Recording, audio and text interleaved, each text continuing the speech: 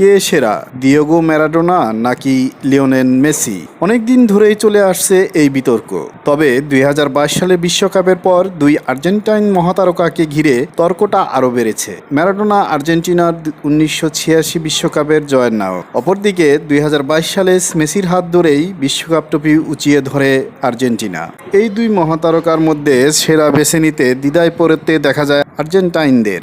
একই রকম দ্বিধায় পড়েছেন আর্জেন্টিনার বিশ্বকাপ জয়ী কোচ লিওনেল স্ক্যালোনি। তবে শেষ পর্যন্ত দুইজনের মধ্যে শীর্ষ মেসিকেই বেছে নিয়েছেন এই কোচ। কেন মেসিকে বেছে নিয়েছেন, দিয়েছেন তার ব্যাখ্যাও। স্ক্যালোনি বলেন, আমি মেসির পক্ষে থাকব। আমি তাকে দেখেছি এবং জানি সে কেমন। আসলে তাদের মধ্যে তুলনা করাটা অনর্থক, কারণ আপনাকে মূলত তাদের খেলা উপভোগ করতে হবে। আমি নিশ্চিত তাদের যে কেউ ৭০, ৮০ বা ৯০-এর দশকে খেলতে পারত এবং এ সময়েও খেলতে পারত, কারণ ভালো খেলোয়াড় সবসময়ই ভালো খেলোয়াড়। তো আপনাদের কাছে কাকে সেরা মনে হয়, লিওনেল মেসি না ম্যারাডোনা?